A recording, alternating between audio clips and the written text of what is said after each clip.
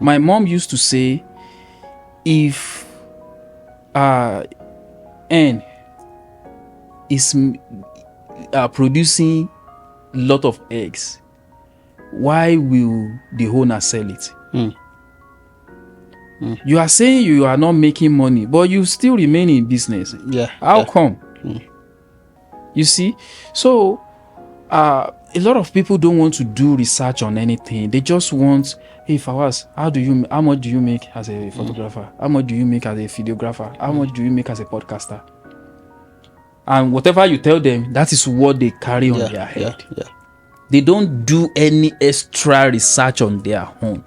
They don't compare and contrast. If people don't know what you are selling, how do you expect them to patronize you? If you have 20 pounds of dumbbells on your two hands and you are rolling, compared to you don't have anything. If me and you are competing, you are like ahead of me, definitely. You are advantage. So the best thing is for me to drop that dumbbell and go man to man. If you now beat me, there will not be any argument. So the owner don't care about anything than their money. The tenants don't care about anything than to have a safe place to stay.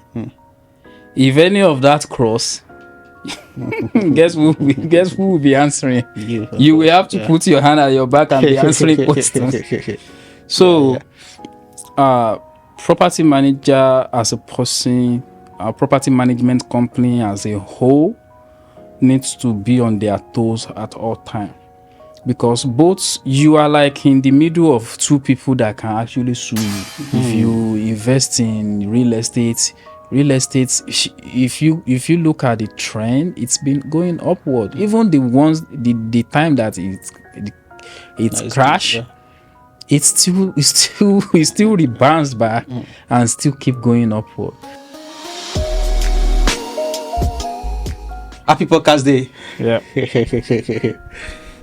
Thank you so much for coming all the way from Indianapolis in the building. Okay. Can you introduce yourself, please? My name is Hammed Lawal. I am a real estate investor, and I am a property manager. I am the founder of Hazio Property Management. Hazio, Hazio. Does it have a meaning? Hammed, Abdullah, Zaino, Inaya. Baby's name? Olamide. The baby's name? That is all of us. Everybody together, yeah. Wow. That is all of us. Oh, wow. I know even. I'm just like, maybe just some fancy name. Maybe it has like a German meaning or maybe Russian meaning. No, it's actually it is a Japanese name. Oh, I don't even know that until I started using it. What made you come? You. Me. One. One is my family has been overdue for a time house just to come, get out of our space and explore. But the second thing is I follow you a lot. And whenever I open your page, it just gives me some joy. I just feel that joy. Thank you, sir. Thank you so much. The last time we met was back in Nigeria, and you move over here. Ago. We've been communicating, but seeing the astronomical way of your progress is just.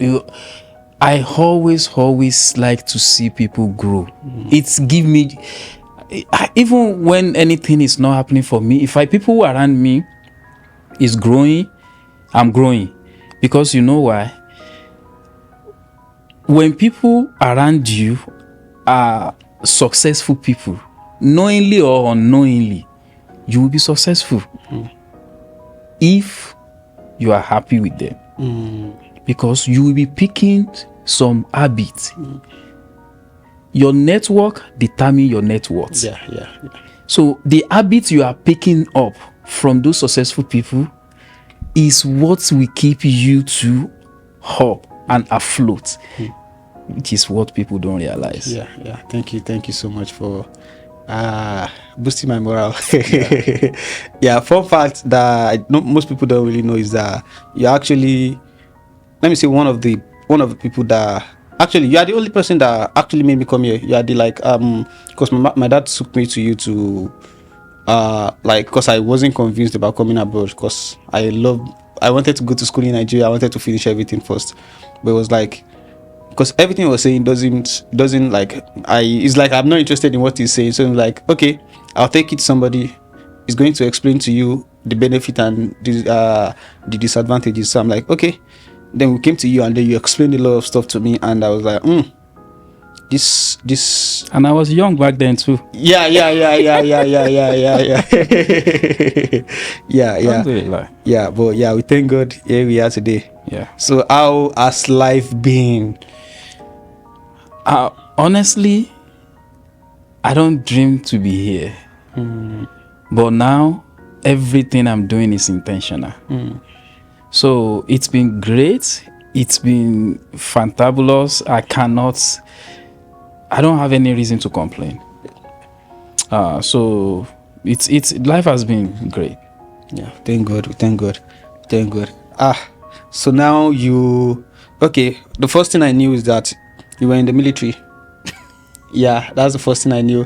And then the second thing is that I don't see you wear your jacket, your coats, or this army khaki anymore. So I'm like, oh, he left army already. I was going to ask, but I was like, let me save it for the podcast. So why am I seeing military before and now I don't see military anymore?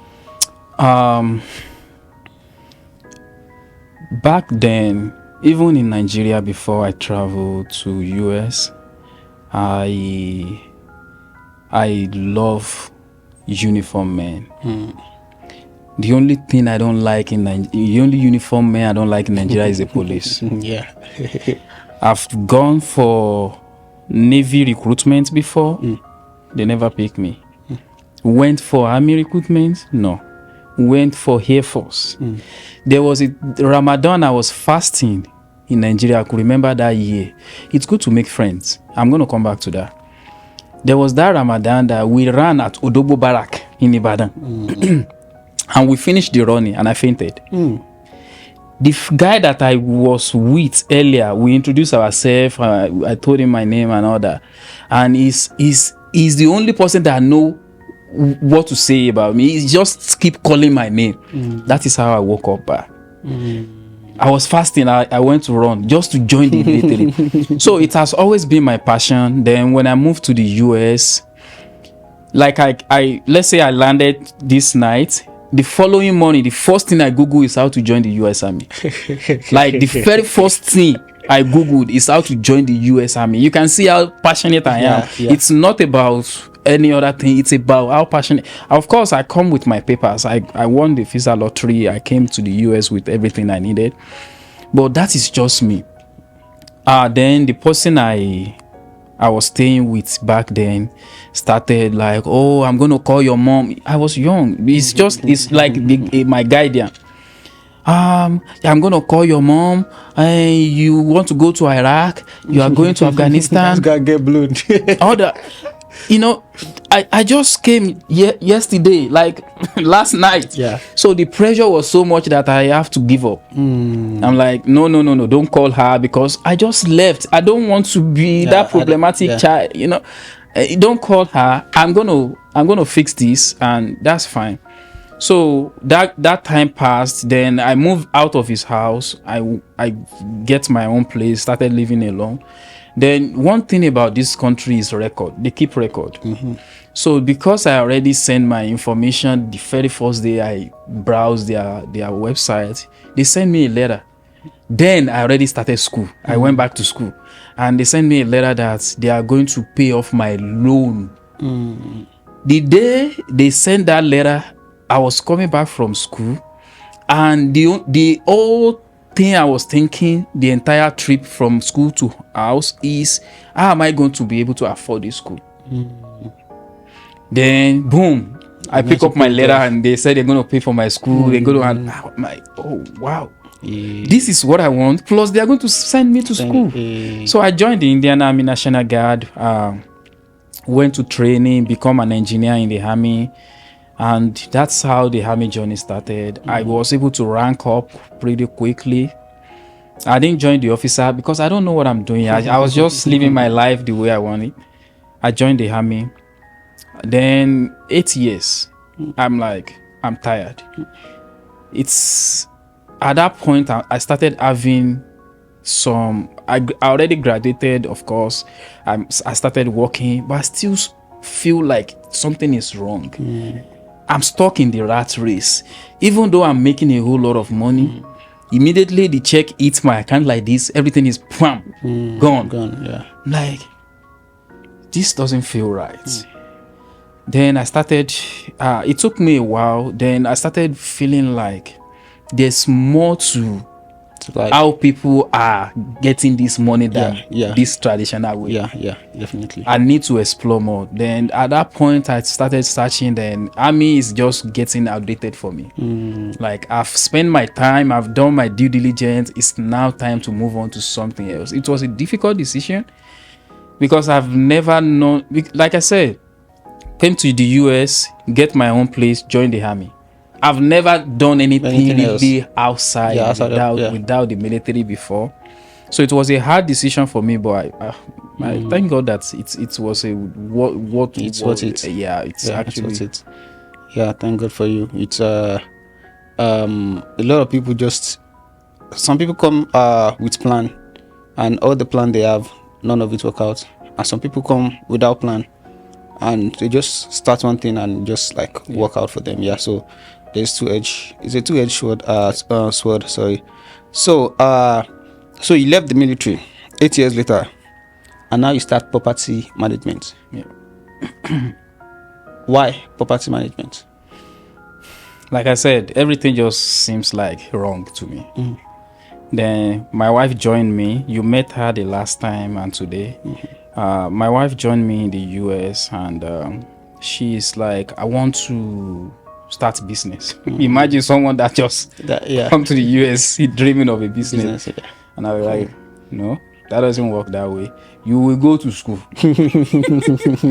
You get a good job, then you will now use the money you earn from that to start a business. I'm not opposed to that. So we had a very big fight with that. And she later concurred. She went to school. As God will have it, man proposed, God disposed. Disposed. So what I planned was for her to be a nurse, so that she can be financially stable as well. She doesn't have to depend on me.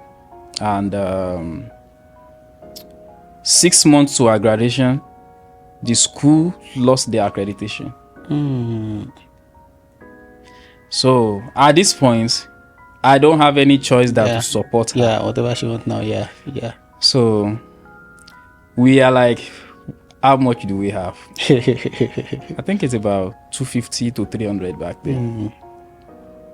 She's like, this will be enough for her to start. Like, are you what are you talking about? She's like, don't worry about it. Then she started doing business. Before you know it, she's having a goods of 2,000, 3,000, 4,000, 5,000. And I'm like, you don't need it. Wait a minute. This is it. Yeah. This is what I've been looking for. Yeah. Because even though I am making a whole lot of money, that money is not staying. It's just like boom. Coming in, how? Yeah. Coming in, how? Yeah. But now she's having some change. And I'm like, okay, then I remember a brother of mine, all this Egbadugo in Nigeria used to tell me that, have you ever when we used to go to school then, he would just be jokingly saying it like, have you ever seen a Wasiu Ayinde praising a professor before? All these people Wasiu Ayinde is praising, most of them are illiterate, but they are a business owner. Yeah. And I'm like, that now occurred to me like, this is what this Egbadugo was saying. Yeah. Back then. Then I started looking, and I find Airbnb, short-term rental arbitrage, where you rent a house from the landlord, you furnish it up, you list it out on all these Airbnb, VRBO, Booking.com, or the TripAdvisor platform. I started doing that. At some point, I never hold my landlord. I pay on time and all that. I'm like, I'm paying these people's mortgage down. What about I buy these houses myself and use it for the same thing? One, I'm paying my mortgage down. I'm making some money right now, and I'm building wealth doing that. Okay. Number one thing, let me educate myself. So I started, join a lot of mentorship, travel around the country, learning about real estate, going to conferences, going to seminar, going to all kind of places that I can meet the like-minded people. Then it started like that, and I was doing it on a very low key. Nobody knows. Even the closest ones to me doesn't know I'm into real estate. Then I met the guy that we host our podcast together. His name is Ibrahim. And it's like, bro, I think I like then I started doing some short clip video, making some video, putting them out there. And the guy saw it, and the guy called me like, hey, bro, are you into real estate? And I said, yes. Then we schedule a meeting, we met, and we talk, and we see that we kind of have a lot in common. Yeah. He's a real estate agent already. He's making big wave, making big money. And it's like, why are you know so much than the people that are even calling themselves real estate agent? Why are you not saying anything? Why are people not knowing you? I'm like, I don't want to deal with people. I don't want to deal with Nigerians. Business. And the guy said something that changed my life. The guy said, if people don't know what you are selling, how do you expect them to patronize you? One thing about me, if I'm doing something and someone show me a different way or a better way of doing it, I'm not that stock-headed guy that will say, this is how I want to do. I will move. Then I shifted my mind like, oh, okay. Let's start doing this podcast. Then we started, and we start the podcast, our podcast. I don't want to mention name. So you can mention, it's fine. Okay, so we started Do the Talk podcast, which is a real estate podcast. And come this year, late last year, I decided, I have property I manage. I know a lot of people don't want to go to real estate because some of the people that I've talked to, at least, are like, I'm going to invest 20,000, 50,000, 100,000 just to be making 200 a month. And I'm like, who told you you're going to be making 200 a month? Have you talked to someone that said that? That is what I saw my friend do. That is what happens to my relative, my uncle. That is what happens to them. And I'm like, okay. So there's this mindset game out there that people think when you invest that amount of money in real estate, the maximum you can make is 500, 600 a month. No. You can make thousands. In fact, in 4 months, there are strategies that if you implement them very well, in 4, 5, 6 months, you will recoup all your money back and you can use it again. That makes so much sense. So that is why I decided to go into property management, more of property management and co-hosting, if you will, call it that. Because people just don't know that long leasing, renting to a tenant that will stay in your unit for 1 year, 2 years, 6 months, is one exit strategy out of 12 or more that we have, depending on how much you want to break it down. So as a property management, I bring that flexibility of telling them, with this house that I'm looking at, I think we can have 4 options. If you do this, this is your return. If you do this, this is your return. If you do this, this is your return. If you do this, this is your return. This is the risk. This is the advantage. This is the risk. So I will show you. I will educate you. Then you make your choice. Then I will be able to help you to manage it. That makes sense. What is the job of a property manager? Thank you.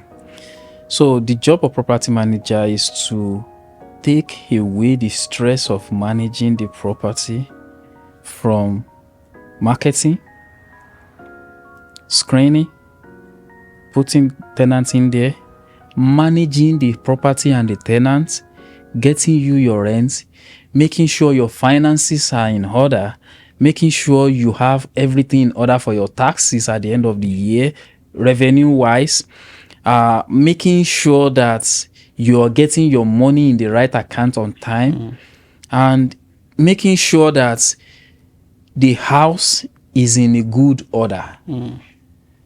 If tenant A is blocking the hallway that tenant B needs to take and get out of the house while he's on his way to work, you don't need to know. Property manager set that rules, set that boundary. In fact, I always tell my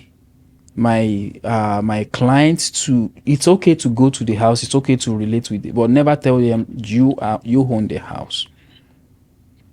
Because Why is that? what that does is people will go around me and will be coming to you. Yeah.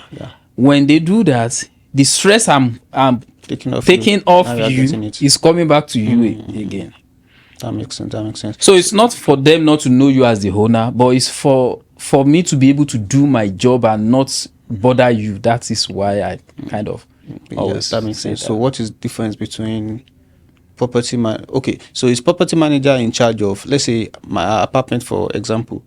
So there are people that work in the leasing office. There is somebody that owns the building. What's the difference between people that work in that office and property manager? The management company, the people that works in that office work for the management company. Okay. That makes sense. That makes sense. So we call them on-site management. Yeah, it makes sense. Now I can see it now, because let's say I used to live in an apartment before. It's they have a name for the apartments. Yeah. And they have managed by property this. Yeah. So yeah, that makes sense. It actually makes sense now. You mentioned something. Let me try and bring that back actually. So the misconception that I get from what you said was that you said people put in, let's say, 100K or so, and then they make $600 and stuff from every month, but because they don't know about it. So do you consider that as a misconception, or what do you, or is there like another misconception about being a property manager? Or do I answer the right, am I asking the right question, Sha? Yes. So it is I don't think it's a misconception. Misconception, I think, in my understanding of it, is when you know something but you don't get the full gist, you are mixing it up. This is lack of knowledge, in my opinion, because they don't know. So you have a house that you are renting out and you are making 300, even maybe you are lying to me that you are making 300, maybe you are making 900. But just because, like I said, some people, they don't want you at the level that they are, so they will be giving you some information. So that is where curiosity comes in. You are making 200, but you didn't stop now. My mom used to say, if N is producing a lot of eggs, why will the owner sell it? You are saying you are not making money, but you still remain in business. How come? You see? So a lot of people don't want to do research on anything. They just want, hey Fawaz, how much do you make as a photographer? How much do you make as a videographer? How much do you make as a podcaster?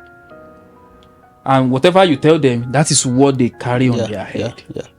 They don't do any extra research on their own. They don't compare and contrast.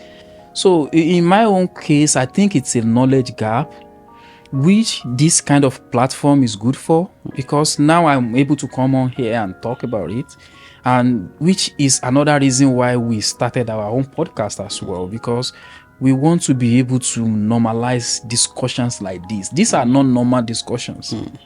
Because me and you are here, we think it's normal, but it's not really. What is normal is, oh, see how that judging people.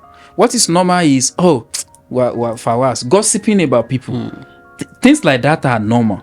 But when you are talking about progressive discussion, when you are actually discussing about, bro, let's be freaking rich. It's not normal. Not everybody wants to discuss their finances. But we need to normalize it, because the very first stage of solving a problem is to be able to determine there's a problem and admit it. Then you can now say, okay, I'm here already. I know I'm here. How can I get myself out of this? So I think it's knowledge gap. Yeah, that makes sense. That makes sense. So now that I know what misconception is and how it affects your work or something, I like to ask this one called is like let me say mistakes. You said a lot of stuff about when you have a fixed mindset about something and somebody tell you this is not how it should be, you are always like shifting to the right thing. So that sounds like someone that doesn't like to make mistakes and stuff, that they don't like to regret at the end. So even though you do all of that, has there been any mistakes so far in your journey as a property manager, or has it always been like rosy and only sweet stuff? No. Yeah, so tell us about the no to the last statement. No, there has been a lot of mistakes. There has been a lot of learning curve. There has been a lot of ups and downs, you know. But we thank God we are still here. We are still rolling, and we are keeping it real. No for me, no sugarcoating, nothing like that. Just real. So it's been challenging getting the information to out there. My plan when I was writing down my goal for this year is to shoot as high as possible. But there are some financial setback that I run into, and I'm like, okay, these are top priorities, because if I keep rolling with this, it's more or less like if you have 20 pounds of dumbbells on your two hands and you are rolling, compared to you don't have anything. If me and you are competing, you are like definitely ahead of me, definitely. You are advantage. So the best thing is for me to drop that dumbbell and go man to man. If you now beat me, there will not be any argument. So I feel like dumping that first. So that kind of set me back, but I didn't allow it, because I still you might see recently that I started making some short clip, posting it, even something that doesn't relate to property management, and maybe sometimes at the end I just put in, if you want to manage your property. So I still find a way around it. I still kind of maneuver around it in such a way that I use what I have. It's not as big as I want it, but it's not as if I'm still stagnant, not moving. So I kind of improvise, use what I have, and it's been really, really even successful than I thought it would be. Honestly. Yeah, makes sense. Like I have a guy, a friend of mine. It's been a colleague now because we are partners now. The guy is Donald, and out of my videos, he just reached out to me. Hey, bro, are you available? I want to see you by 6 p.m. today. And I'm like, I don't know you. Who are you? And it's like, oh, sorry about that. I am a very big fan of you. I followed you. I watch your content. I have this property that I want to show you, just to get your insight on it. And I'm like, okay. Being my fan, I don't want to be rude, and I'm like, my wife was nice to me, and she's like, you don't know him, so why? I'm like, no, business doesn't work that way. I don't have to know him to do business with him. So I kind of give him my availability, like, okay, I will be available within 6 to 6:30 today, and I will be here by 7. He said, I would like to meet you at the property. I'm like, oh shit, that even make it more difficult. Then I I said, okay, I'm gonna meet you. Then I went there. The guy live here in Dallas. He live in Dallas here. So I went there and we met. And immediately the guy is like, you know what? Manage it for me. Even his wife was like, I like your vibe. They are thinking of something else.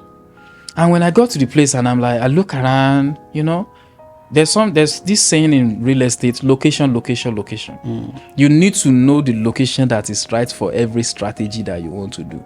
So when I got there, I'm like, no, you can't do this here because of this, and I pointed it out to them. I didn't just tell them you can't do it here. I showed them, if you decide to do it, I will do it for you. But in my experience, this is my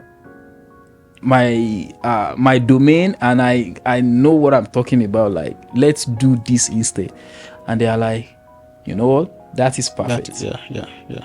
So the guy gave me the key. I've been managing the project, the rehab and everything. We will be done by next week, God willing, and we rent the house out. So the challenge is finance, but I kind of find a way around it and still do it at a scale that will not impact my phone. Is my phone. I already pay for that thing. So I just take it, record it, post it. On my way here, I was recording a video. It's processing in my pocket right now. By the time I'm out of here, I will cut it up and post it on Instagram. So I kind of find a way around it. I didn't let that stop me. And I'm like, let me just drop this heavy load in my hand. Once I have that, then I can take off. That makes so much sense. So yeah, you said something about Donald, or is it Duke? Donald of Dallas. So we have Donald Trump in Dallas too, but no problem. Yeah, so it sounds like somebody that is really cool, and based on the way you talk about him, and he's like, yeah, you're the right guy. So is it always like that you're always finding the right client only, or do you have difficult clients? And if you have difficult clients, how do you handle it, like dispute and all of that kind of stuff? So before the show, you and I are talking about stuff, and you kind of tell me something. That is exactly how I handle them. Let me explain that again. So I have people who get referred to me, people that reach out to me on a normal day, and we talked and explained how our services works, and I told them things that makes us stand out. And whenever I smell distrust, whenever I smell something like why is that, why is this, why is this, or I have, red flag, generally something that, this person is being difficult, and I have enough stress in my life already. I don't want to add to it. So property management is stressful. Just so I point that out, it is very, very stressful. This property, there's people to manage, both owner and the tenant. So when I smell that, I just let it go. You see, I tested a lady at the airport yesterday, and the house has been vacant for close to 2 months now. I have a standby person that if she hadn't been the difficult person, the person will be in the house right now. I understand not every business will work out, but the way I deal with it is I don't lower my standard for you. Of course, I didn't just get there one day. A lot of things have happened to shape me to that rigid mode. Like, if you are not going to abide by this rule, I'm not going to bend it for you, because you need to be fair in property management. You need to be fair. If you are not with the owner, if you can bend the rules all the time for the owner, what you will find out is you will bend it for tenants too. and people can actually sue you as a property manager for being unfair. Maybe the charges you give A and B is different for the same unit. Maybe they can sue you for a lot of things. They can sue you for discrimination. So as a property manager, you are sitting on that fine line that you just have to be fair. Yeah. You need to make sure you do your best to solve people's problem, but when it's going out of the boundary, you just help them. You help them to push themselves out. Yeah, that makes sense. That makes sense. You said something actually. I watched on, I think one of your videos, maybe the last one you did. I don't know. You said something about like when you were in the military, you're always Cleaning gun. Yeah, that you clean gun every day, even though you're only shooting, let's say, once a day. And every quarter, or maybe yeah. And then you said you make it relate to life in some way, like when you what do you put I forgot what you use it for, but you use it to quantify something like it's like using boats. You're always running every day to practice, trying to see if they can or boxer training to box, and one day just for them to fight one day. Fight. So how does I wanted to ask another question, but I'm going to ask it in a different way. How does that relate to property management? So the way I will relate it to property management is the owner take time to learn course and stuff. Not even that. Okay. That is one side to look at it. Yeah. The second part that I actually want to go into is the owner don't care about anything than their money. The tenants don't care about anything than to have a safe place to stay. If any of that cross, guess who will be answering? You will have to put your hand at your back and be answering questions. So, property manager as a person, property management company as a whole needs to be on their toes at all time, because both you are like in the middle of two people that can actually sue you. Yeah. So it's like it can sue me. Yeah, that is why I said to people, you see that percentage that they are charging you is not actually much. I have a guy that we work together, and he referred a friend of his friend to me, and me and this guy talk, and I actually give my price to that person, and the person said, no, we can't do it. Okay, and I let him go. My friend that referred him to me is now asking me what happened, and I explained to him, and it's like, if you don't mind, can you tell me the price you gave him? And I told him, and he's like, how on earth are you going to ask for that amount? And this is something that is too small. And this is something that the other party is even saying they don't want to do. You see, sometimes events like that need to happen for you to actually know that, okay, maybe I'm lowering it too much. Maybe I have to up it a little bit. Maybe I have to do something differently. But if that guy didn't say my price is too high, even though the other party B thinks it's too low, I wouldn't have the thought of, okay, let me sit down and revisit this, because guess what? Property manager have bills too. Yeah, of course. Property manager have bills too, and the amount I'm charging you, by the time I pay my bills, I'm not making a whole lot again.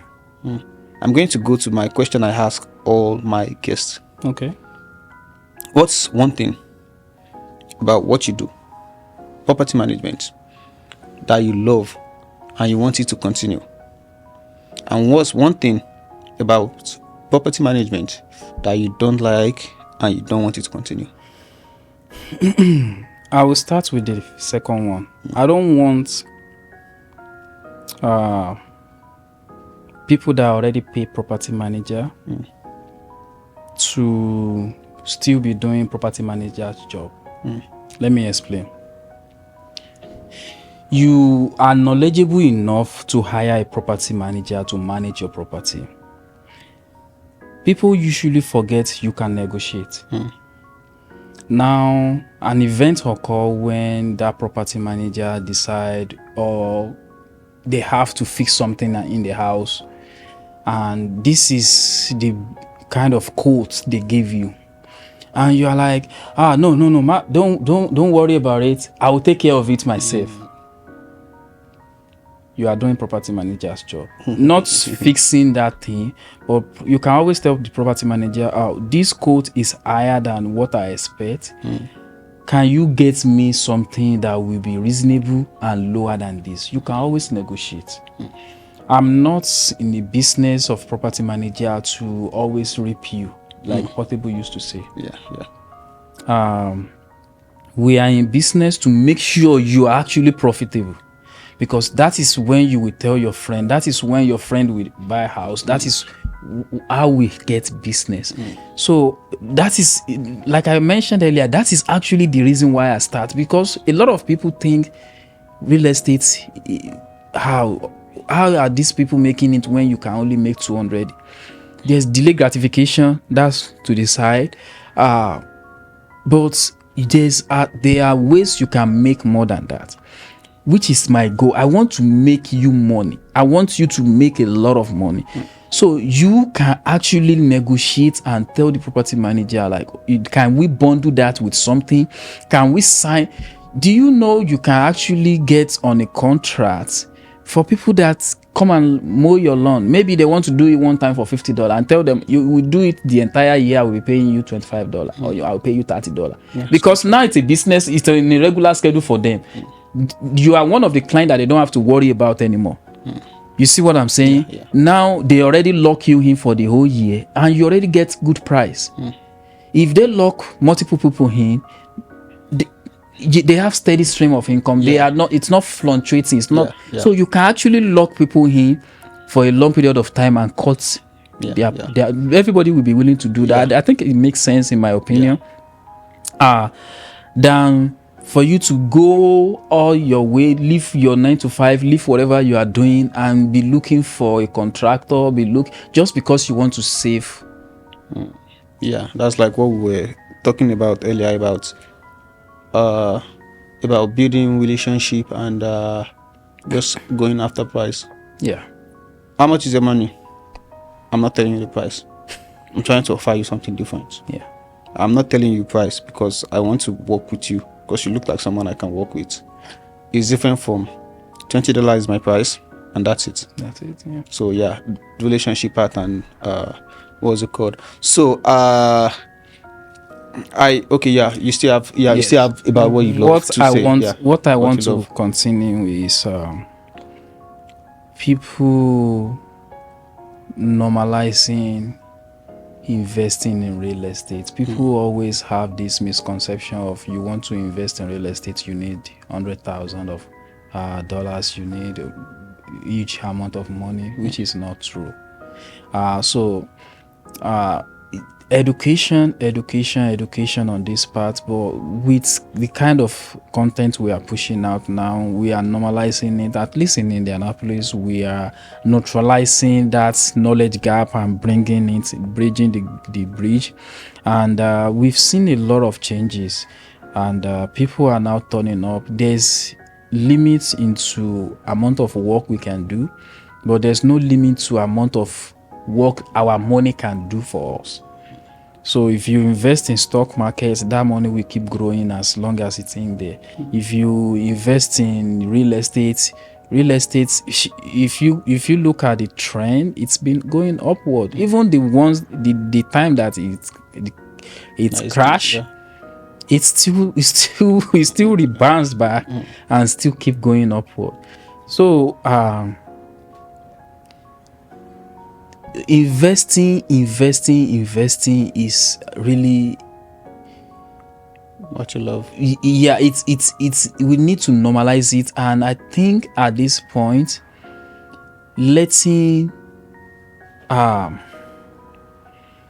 educating ourselves and making sure that I watched one of your podcasts, which one of your guests mentioned educating yourself before you come to her is the best thing I want people to know about property manager before you come to me as well. That is a big one, because if I will even do it less talk. You already know what you need. You just tell me what you need. I advise from my experience, and boom, we see the contract. Rather than me explaining. Some people think property manager is tenant training. Some people think property manager is collecting rent. Some people think property manager is making sure your house is within regulation of the city or whatever. I was going to ask this earlier. AI is taking over everywhere. There's technology is advancing every day. How has technology advancement, how has it helped your job as a property manager? A lot. Explain. Let me explain. Before, in the history, before people like me joined the industry, property manager used to imagine me managing 100 units around the town, and I have to, at the end of the month, I have to go and knock 100 people's house just to get their rent. Imagine people sending me check, 100 people sending me check. There's high probability that one of it might get lost. One of it might get stolen by the workers, employee. One of it, things can happen to it because it's something that people can do. And with technology, I don't have to go through that stress. So I was at the airport yesterday, and I'm typing up a lease agreement for a tenant, setting up their payment, asking them to use a link to make payments and directly get deposit into my account. I don't physically have to be there. Sending in the olden days, you have to take paper to them. Yeah. Now I just have to do all that on a software and send it out, and collecting rents, tenant screening. In the olden days, you have to be calling references and all that. Now, once you fill out my application, the system send out email to you all the references you mentioned, and they can respond to it. And by the time, it doesn't even notify me until all those references may reply. So when they reply, I immediately go in there, see what, if I have more questions, then I bring my phone and call them. You see how we go from filling paper to me picking number one after the other, dialing everybody, me verifying your employment, to AI doing everything for you. Everything. So just send me the result. Yeah. So do you see AI taking your job from you? Why do you think that? So I am a tech guy as well. I still have my 9 to 5. So I'm a big AI fan. It is the future. There's no doubt about it. And if you are still in doubt, change your mind right now. Why you can. We need a touch of human when you are managing people. AI cannot go to a property and say, the roof is the roof now have a hole in it. We need to get someone to come and check. Okay, the gutter is full. We need to clean up the gutter. But you know, sorry to cut you.